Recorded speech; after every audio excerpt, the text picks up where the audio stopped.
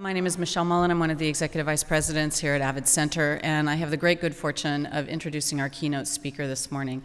While Dennis created the thread for us from last night to this morning to sort of shape our direction today of the dialogue that we hope to have at our tables, Pedro gets to sort of give us the bigger picture of what the issues are that drive the concerns around our communities and our schools as we think about who gets the opportunity to achieve and who does not.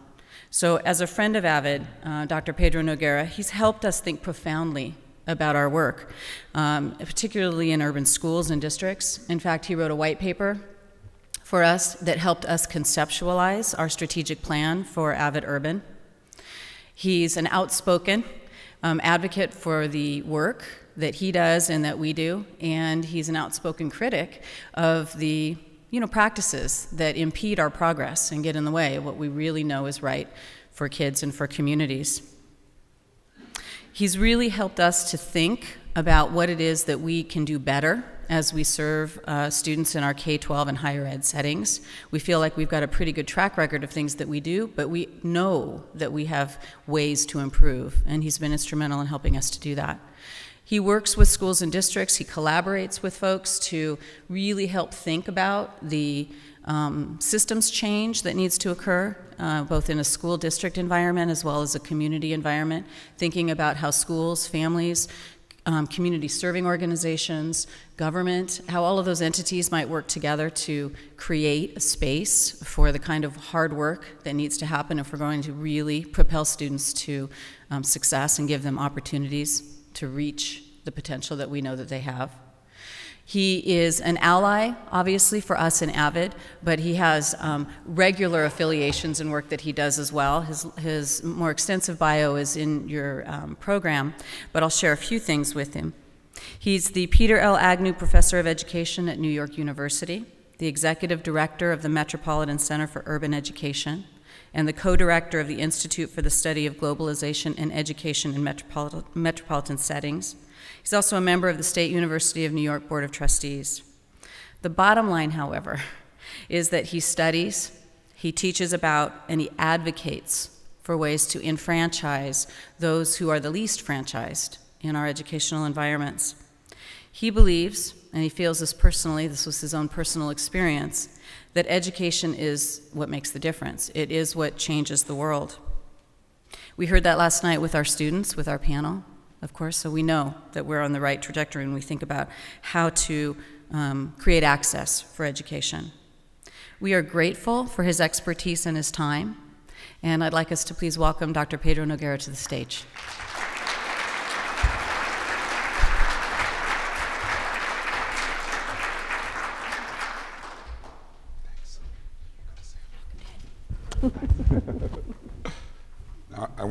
Now it's not on, right? Okay, now it's on.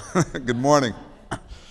It's really a pleasure to be here, and I want to thank Avid for having me. And I've had a long association with Avid over the years, and have gotten to see the organization grow and expand, and had several students who've ended up working at Avid, and so I feel very closely connected, and particularly glad now to be part of this African American Male Initiative. I'm sorry I missed dinner last night, but it sounds like it was really productive, and I would prefer to have been at dinner, but I was on a flight coming back, and believe it or not, I was actually here on Tuesday for the Learning Forward conference, but I had to go back to teach my class at NYU. I still teach at the university, and flew in again last night. So glad to be here with all of you, and glad to be addressing this topic. And let me say now, I think that this is a topic that's easy for people to misunderstand, to distort, and to not clearly understand what we need to do. And for that reason, despite the attention, and I want to just say it's a good thing that more and more districts are paying attention to what's happening to African American male students, I would still say there's a lot of confusion about the nature of the problem. And if you don't understand the problem, then you're probably not going to be able to come up with strategies, even if you invest resources in them to address it. So let's just restate what we know to be the problem. And first of all, we know that black males are overrepresented in every category we now associate with failure in school. From who's in the remedial classes, to who's dropping out of school, to who is not in gifted or advanced placement or honors, to who's in special education, to who's being disciplined. And the converse is also true. Underrepresented in every activity, in every domain that we associate with success. So we have a huge problem here. It's a national problem. It's a problem that has been around for a long time, and the biggest challenge that we face is the complacency about it. Because like any other problem that's been around for a long time, after a while you start to think, well, this is simply the way it is. And therefore, there's no urgency, no sense of responsibility that we can or should do something, and often what ends up happening is we rationalize why it is that way. And invariably, we end up blaming the children. And consequently, what we end up with is black males as adults who are overrepresented amongst the unemployed, vastly overrepresented amongst those who are incarcerated. And again, in every category we associate with failure, disproportionately present. It's a huge national problem. We don't understand in America, it's not a black male problem. It's an American problem. And unless we see it as an American problem, we're not going to solve it, because we will say, you all need to get your act together. Well, black men don't control whether or not there are jobs in their communities, or whether or not the employers will hire them. And they don't control the schools they attend or the attitudes of the teachers and administrators who work there. So here's my first challenge to you. If you're locating the problem in the children and think you need to fix the children, you're probably going to approach this in the wrong way. I'll give you an example that's in the papers right now in New York City. A KIPP charter school was discovered to have been using a padded room for 5-year-olds who were having tantrums. And the parents drew the attention of the media to it because the children were having anxiety attacks about being placed in this padded room. And the school would say, well, we needed to do something to control the behavior, and they couldn't hurt themselves, and they were being supervised. Now, although it was never mentioned in the article, I had no doubt that these were African-American male students in these rooms. And I would also say that I have no doubt that the people putting them in those rooms think they're doing it for good reasons. I don't think that they are racist trying to kill or destroy these children. But I would say this, that their image of the children is such that they actually believe that by confining them and excluding them, they're helping them. Let me give you the contrast. Excellence Charter School in Bedford-Stuyvesant, Brooklyn, which is one of the best charter schools in New York State, serves all African-American males. They don't have a padded room. All of their boys learn to play violin. And they do it not because they think they're going to become violinists. They do it because they know from the research that when children learn to play music, they develop important skills like the ability to concentrate, the ability to breathe and control your emotions and regulate your body. They learn how to listen. And what they're finding is that when kids learn to play chess and learn to play violin, you don't have to give them drugs for ADHD, because all of the attributes that they need for self-discipline and self-control, they start to acquire by learning to play music. What a different strategy. And what a different result. And KIPP is held up as a model. And I don't say this as an opponent of KIPP. I work with KIPP all the time. KIPP is far better than many public schools. And I would also say this. There are lots of educators who share the backgrounds of the children who perpetuate the same punitive strategies. I was working with a school in Northern California, given a tour of their new facility by the assistant principal. He's very proud of all the renovations that have been done, and shows me the computer lab, and we get to his office. Sees a little boy about 7 or 8 years old waiting for him. And he turns to me with disgust and he says, you know what, there's a prison cell in San Quentin waiting for that boy right now. So I turned to him and I said, well, how do you know that? He says, well, I can tell by the way he behaves. He's out of control, he's rambunctious, he's rude, he's defiant, and his father's in prison, and his brother's in prison. So I can tell right now that that's where he's going to end up. So then I ask, well, given what you know about this boy, what is the school doing to keep him out of prison? And he looks at me puzzled, because he doesn't have a plan to keep him out of prison. In fact, what he was about to do was to send this boy home on an extended suspension, where they would send the schoolwork to his sick grandmother, collect the ADA, and effectively wash their hands of this little boy.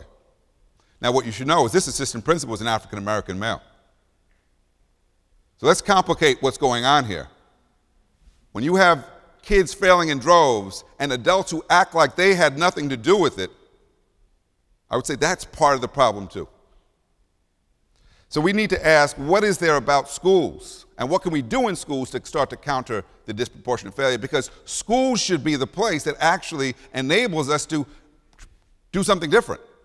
Because we know from the research that if you get a good education, you're much less likely to go to jail. You're much less likely to end up unemployed. You're much more likely to have good adult outcomes. So that, I think, puts the onus back on schools. What should schools be doing to change the outcomes? Well, first of all, we need to understand about child development, particularly the development of boys. Because a lot of what teachers are not getting right now, as we focus relentlessly and narrowly on achievement, is anything at all about child development. If we were focused on child development, for example, we would recognize that not all children learn in the same ways. And boys develop more slowly than girls. How many parents are in the room? Boys take longer to talk typically than girls do. Okay. Develop literacy skills more slowly, and it doesn't mean that we shouldn't develop those literacy skills, but we have to be attentive to that. We have to be attentive to the fact that very often they need more work developing what the research calls social and emotional intelligence. How to listen, how to work collaboratively, how to share, how to resolve conflicts without hitting. Right? Those are traits that have to be taught. If they're not taught, what happens? We end up with men who don't know how to work with people and no one wants to marry them, right? We know some of those guys. Anybody know any guys like that? I know a few. Right? That means we have to be consciously focused on character development, consciously focused on developing the whole person. And that means if we're only focused on achievement, and I'll tell you this right now, I go to schools that have taken away recess because it's not on the test. Taken away art and music because it's not on the test either. They got them in double period literacy, double period math, and completely ignoring the developmental needs of these boys. You know, excellence, every 30 minutes they take a break. Every 30 minutes. Because those kids need to get some energy out. They say, you can go play. I was visiting one kindergarten classroom. Teacher said, you can act like animals now. One kid let out a roar, rah! I said, what's going on? He said, we're doing a unit on animals, and they get to be the animal of their choice during recess. Because they not only incorporate play, they also build in their imagination. What are we doing to make schools fun for kids so they actually want to be there? We've got to demystify school success, and AVID does this better than any organization I know of in the country, of breaking it down to kids, how to study, how to perform in school, how to demonstrate that efficacy that we know is key and critical to improved academic outcomes. We've got to show kids what excellent work looks like. You know what I mean by this? We've got to model it. A lot of kids have never produced excellent work, so they turn in slop. Failing them is not teaching them. The real work occurs in the revision. It occurs in the resubmission, not in the first draft. And so that's why we have to teach our teachers that their job is not simply to grade, their job is to demonstrate, to model, to extract higher level work out of their students, to hold them to a much higher standard. A lot of people confuse rigor with simply being tough. That's not the same. Rigor is about understanding how to produce higher level work out of people. My colleague Jeff Duncan Andrade says if teachers taught like coaches instead of umpires, they would teach differently.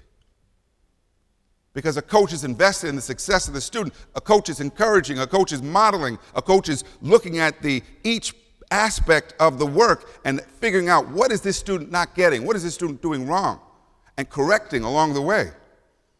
An umpire stands in judgment. You're safe or you're out. The umpire acts like they have nothing to do with the outcome. It's all on the athlete. When you have teachers who have that kind of stance in relation to their students, you will never see outcomes change. Because African American boys, like many students, learn through relationships. And if you have teachers that don't know how to build positive relationships with their students, you will continue to see large numbers of kids fail. You've got to use discipline to develop character, to instill values. It's not enough to punish, especially if your punishment involves denying them learning time. And think about this. Why would any child who doesn't like school change their behavior because you send them home to watch TV and play video games? I always wonder about that strategy. You know, the punishment for not doing your work should be more work. Maybe Saturday school too. But if we don't address what's behind the behavior problem, if we don't focus on how to keep that child reconnected to learning so they actually want to be in school, want to be successful, you're not going to change behavior. In fact, you'll end up punishing the same children over and over again. Texas did a very important study of school discipline. Came out just 3 years ago, which showed incredibly high numbers of African American Hispanic males in the 9th grade being suspended multiple times. Guess what? There's a direct correlation between the suspension rate and the dropout rate. We need to explicitly teach our children code switching. What Lisa Delpit calls the codes of power. When is it time to speak standard English? When is it time to pull up my pants? Why? And let's be clear about this. Not only do the children have to learn these things, they have to learn why, and they have to learn it from someone who they know cares about them. Because if the person correcting their speech or telling them to take off the hat is not someone they believe cares about them, they will actually do the opposite. Or maybe while you're there, they'll comply, but as soon as you're not, they will go right back to putting that hat back on their head, won't they? Because what we focused on is the rules, not the values. Lawrence Kohlberg, a psychologist in moral development, wrote many years ago, the goal of discipline is not to teach kids to avoid punishment. It's to teach children to do what's right even when we're not looking. Isn't that the standard you hold for your own children? We don't want them to steal when we're not around, right? We want them to be honest and have integrity, and that's the kind of character we've got to instill in these young men. But most importantly, we've got to model it. We've got to recognize that our kids come with cultural resources and tap into those. That's why it's so important that you have, and I think the study that was done shows this, that when you have people who can connect with the kids, who understand who they are, then you can draw on their resources, their language, the things they like about popular culture, the positive things at least, and incorporate that into learning. Why? Because it builds relevance. It builds meaningfulness. One of my colleagues, he teaches English literature at a high school in Oakland. He gets his kids reading Chaucer, Hamlet, a whole variety of primary text, the canon from, the basic literature of the UK. But with every text, he starts by introducing rap lyrics that he knows the kids already know and can identify with. So before they read Hamlet, they read Tupac. Because like Hamlet, Tupac had issues with his mother. And as the kids start to understand that, wow, before they touched the book, that Hamlet thought that his father was killed by his mother and his uncle who conspired. Now suddenly Hamlet is not irrelevant. Hamlet is a story of treachery, and the kids can understand and relate to that. They don't water down the curriculum. They make it accessible. They make it engaging.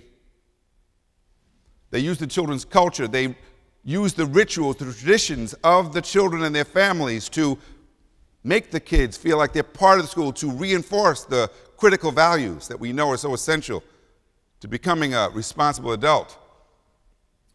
And they are constantly finding ways to build a sense of community. Another find that comes out of the study. Children do better when they're known. They do better when they're supported by caring adults. They do better when they're part of a community. Claude Steele, presently the dean at Stanford University, wrote a very important book on the effects of stereotypes and stereotype threats called Whistling Vivaldi. I encourage you to read it. He talks about how insidious these stereotypes are. Stereotypes that pervade our society, stereotypes that lead our kids to believe they have a better chance of making it as an athlete than an engineer or a writer or professor. Why? Because Nike pushes that, don't they? And all the TV channels, and many of us do too, because we love our sports. I know I'm in Texas. We love our football. Right? Even when Dallas loses, we still love them Cowboys. Right? I'm sorry about that, but you all did get a butt kicking the other night. But what is the message we're sending to our kids about how much emphasis to place on sports versus academics? It's funny, I was in Los Angeles recently, and it was talking about the great work of Jaime Escalante, who some of you may remember was that crazy Bolivian teacher who thought that Chicano kids from East LA could learn advanced placement calculus. And he died 3 years ago, and this great outpouring of former students came to his funeral, and they were all professionals now, and they were all children of factory workers and custodians who lived in East LA, neighborhood known for gangs and all kinds of social problems. I talked to one of the former students who was now the superintendent of Inglewood Schools. She said, you know, that Jaime Escalante used to come to my soccer games. I said, he used to come to your games? Yes, he used to stand on the sideline and ridicule me. I said, why did he ridicule you? He said, he wanted to tell me I suck at soccer. He said, you better get back to the math, because you have a better future in math than you do in soccer. How many of us are willing to have an honest conversation with these kids that are putting hours and hours in the gym and said, you know what your chances are of getting into a Division I school? You better take a little bit of time for that SAT prep and those college prep classes that will be more likely to insure you for your future. So what are we doing to model and to help our kids become invested and become clear about learning? We need to focus so much more on engagement in the classroom. Too many of our classrooms, particularly at the high school level, still have our kids sitting and listening for far too long. You know what my red friend Roland Tharp calls the cemetery method of instruction. Right? Line them up in rows, keep them as still as possible. A lot of our kids can't, a lot of our boys especially, they can't do that. They got to move. They got to talk. They got to interact. And what the research shows is that when they're moving and talking and interacting, they also are more likely to retain what they're learning. We've got to teach teachers how to do that, rather than blaming the kids if they have trouble sitting still. We've got to get teachers to understand that when the kids are on task, that's when you get a chance to differentiate. How can you differentiate if you're talking to 28 kids at one time? No way. We've got to find ways to get more project-based learning going on in schools that focus much more on efficacy and mastery, not simply passing. My daughter went to a school in New York City, one of 38 public schools that uses performance-based assessment. There's only 3 grades possible on the exhibitions they produce: distinction, competence, or do-over. Failure is not an option. And they have to do these exhibitions in a different content area each year, and it's through a process of revise, resubmit, revise, resubmit. In the 9th grade, my daughter did a 25-page research paper comparing the Inca and the Roman empires with multiple sources, and then had to defend that before students and teachers. If you can do that as a 9th grader, I bet you'll be college ready. Because lots of our kids right now going to college cannot write. I know, I'm grading their papers. Why? Because they haven't been writing. No one's expected of them. They haven't done independent research. They've done 3-page compositions. What happens when there's a 25-page paper required? So we need to make sure that we are not simply raising the bar, but showing kids how to get over that bar. We need to focus a great deal on school culture. All the research shows that what distinguishes the schools that are beating the odds, particularly for African American males. I did a paper for Phi Delta Kappa, and I encourage you to take a look at on such schools. And what's interesting about these schools, some of them are all male, but some of them are co-ed. Because it's not about exclusion. Let me get clear about this. In fact, let me also say this. We have a lot of experience in education of using exclusion to stigmatize. That's the reason why in many schools special ed is a real problem. It's the reason why in many schools tracking becomes another form of segregation from within. In many schools, when we separate kids, we not only stigmatize, but we also resign them to an inferior education because we almost always assign them teachers that are not qualified to help them. So I really want to encourage you right now, if you're doing anything to separate African American males, ask yourself this: is there a highly qualified teacher working with them? And then secondly, what does the data show? I'll say this now as a friend and comrade of AVID. I was looking at those results. I was wondering, where's the achievement data from that report? Where were the graduation rates? How many of those kids are proficient now? We need to ask tough questions about the data based on what we do. Because if we're not looking at the data, how do we know if what we're doing is actually having an impact? And in too many schools, we spend lots and lots of money on reform, lots and lots of money on interventions, and no one asks the next question: did it work? What does the evidence show? And if it didn't work, what needed to be tweaked? And I agree with Dennis. Sometimes you need to give it time to know if it's going to work. Sometimes we change things too quickly. But if we're not looking at the data, we're engaged in faith-based reform. And while I'm all for faith, I want to see evidence that is actually working. There are schools right now across America that are looking at the evidence, are getting better results for African American males. They're getting better results because they are evidence-focused and they are particularly focused on school culture. Cultures that challenge stereotypes.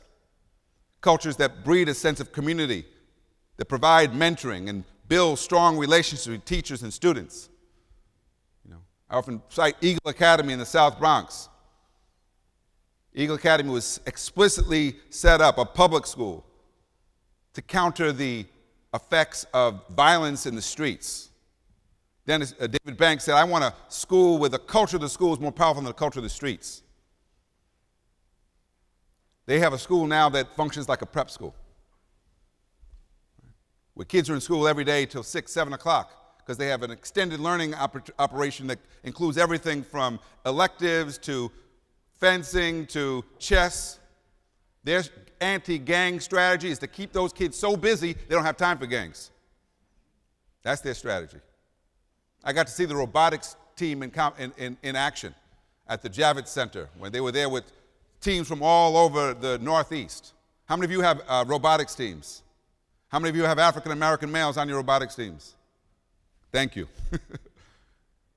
I got to see kids from Eagle Academy came in 6th place. So I got to tell them the news. They were thrilled. I said, well, that's great, but only the top 3 teams get to go to the Georgia Dome. Who are the top 3 teams?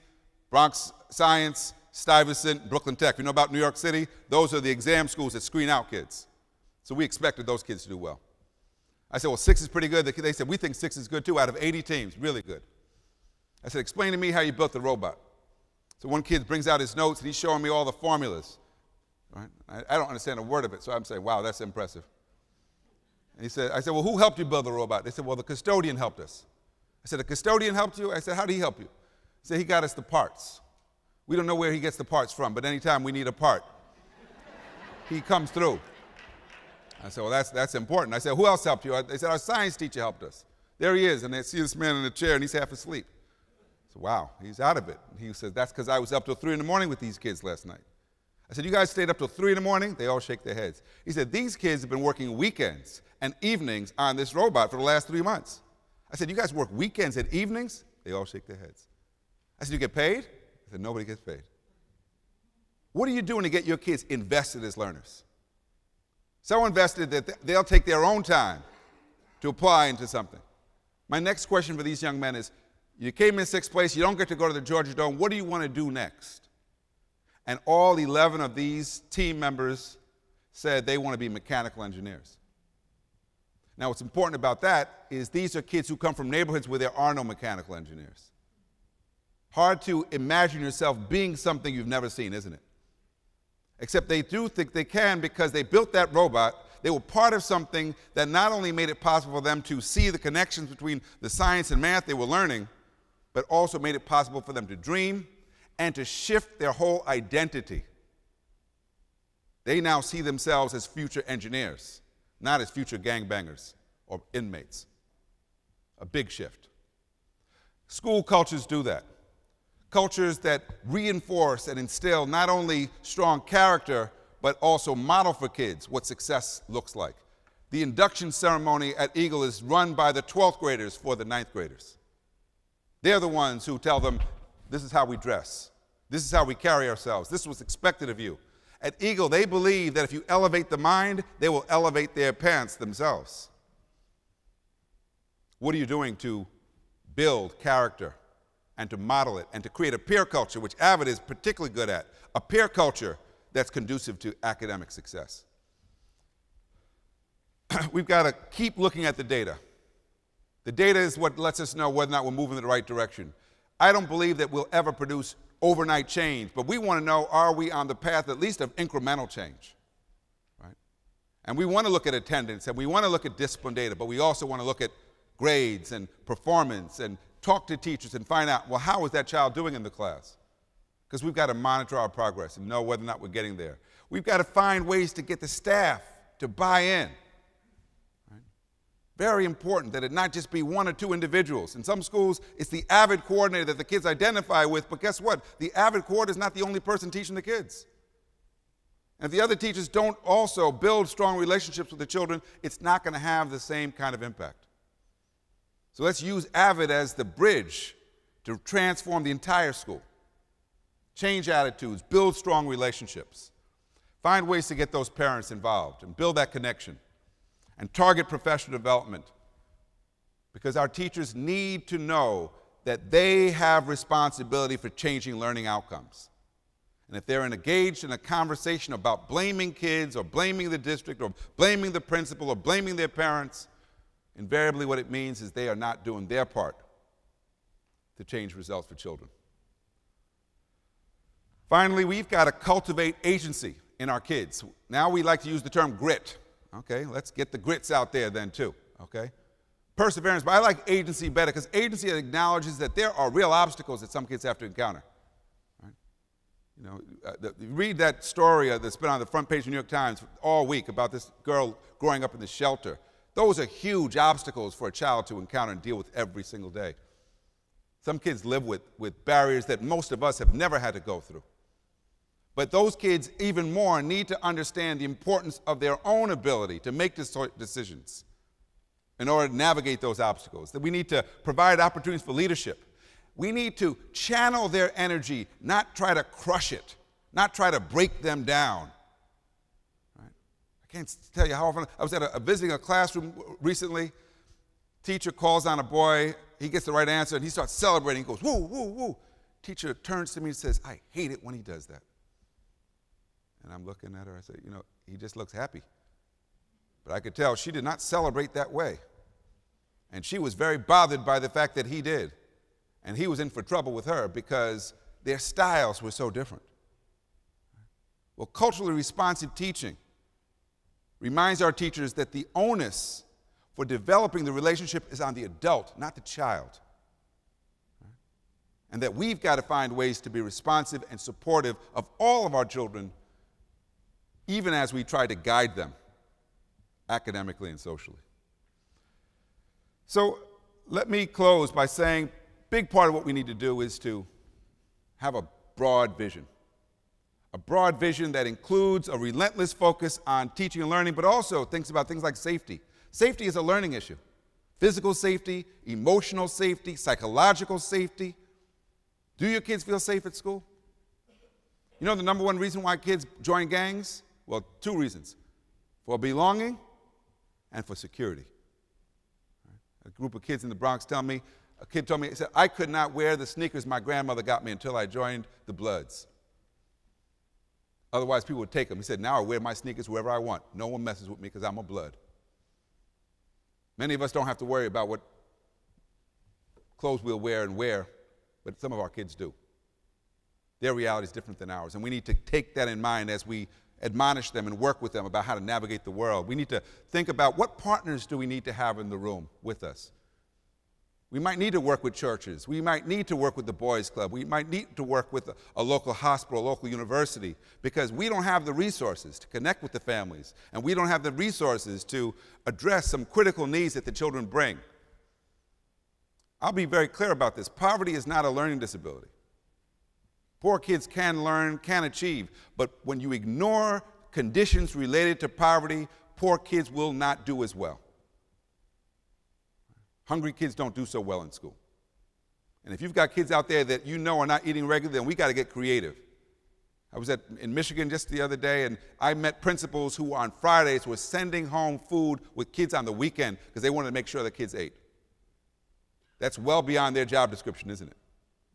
But they know they can't just watch their kids go hungry. We need to engage the families. We need to focus on health and nutrition.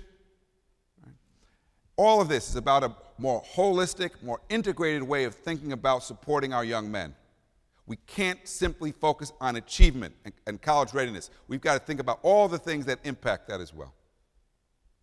So again, I want to applaud AVID for being a leader and stepping out front in providing guidance to districts on how to do this. I think AVID is better positioned than most organizations because it has a track record of doing this work very well.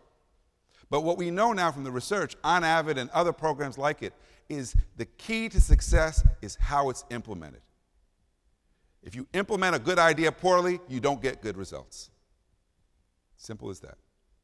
So we need to make sure that we get the right teachers, that we provide the right training, and we need to make sure that when we separate kids to help them, that the evidence shows they're really being helped, that we haven't separated them to marginalize and stigmatize.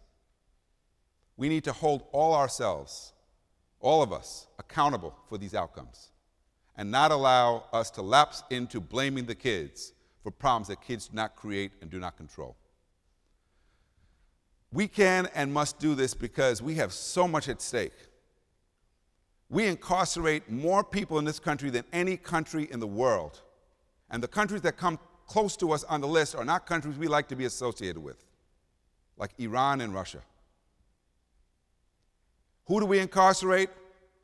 Disproportionately, those we have failed to educate. And every dollar we spend to incarcerate is a dollar we don't have on health care, on education, on the roads, and all the other needs we have in our nation. So there's a lot at stake in how we do this work.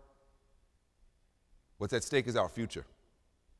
And since you are on the front lines of that future, I applaud you, wish you all the very best, and encourage you to do this work to the very best of your abilities. Thank you.